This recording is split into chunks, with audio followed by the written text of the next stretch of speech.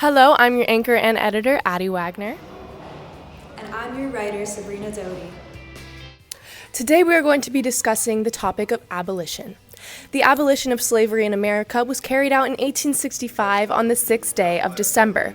However, that is a loaded statement with a lot of history behind it. So, this is a part of that history. This is a knockoff. This is a knockoff crash course. We'll start off with the abolitionist organizations, such as the American Anti-Slavery Society and the Liberty Party, that allowed for people to gather over their shared ideals.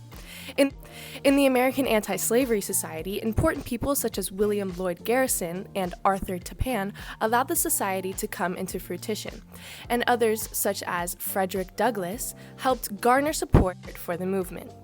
Overall, the society would give lectures to its thousands of chapters by former slaves like Douglass or William Wells Brown. By doing this, as well as releasing their published newspaper, The Liberator, which called for the immediate emancipation of slaves without compensation for their owners, this helped spread their message across the country. Of course, they also protested against the government, and one example is when they burned a copy of the Constitution to display how it's a pro-slavery document. The society was pretty successful, as they were able to grow it significantly and allowed for the future 13th Amendment, which outlawed slavery, to be passed in 1865. However, members split from the society and created the Liberty Party, which mainly focused on political action. Let's look into that a bit more. The people who organized the Liberty Party were James G. Birney and Gerrit Smith, who wanted to push for laws to further prevent slavery, demolish the domestic slave trade, stop slavery from becoming instated in the newly acquired states, and, as I said before, use political action through the government to make progress instead of inciting rebellions. In the 1840 and 1844 elections, the party ran Birney for president, which was both good and bad in the ways that it brought them recognition, but he also lost both times. They overall made a little progress, and members ended up leaving to join the new Free Soil Party, leading to the ultimate demise of the Liberty Party in 1860. Let's learn about some more abolitionists. These individuals all advocated for rights in their respective realms, whether it be for state rights or for slavery.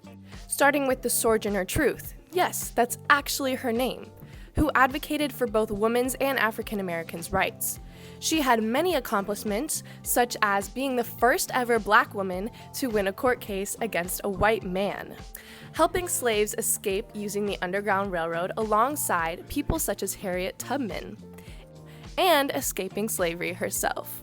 That's a girl boss if I've ever seen one. Next is John C. Calhoun, one of Andrew Jackson's biggest enemies.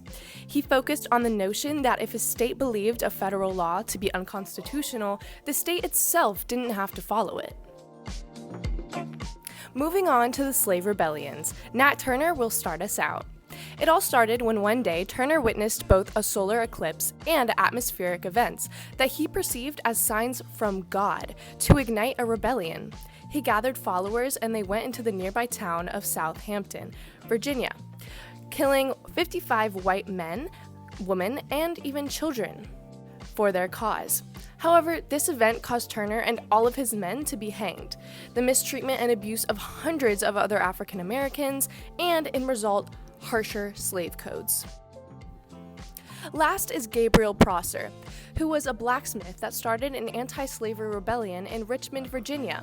He wanted to overthrow the town. However, the plan was discovered before it could be carried out, causing everyone involved to be executed. So this is everything you need to know about the abolitionists in the 19th century. Thank you so much for watching, and see you next time.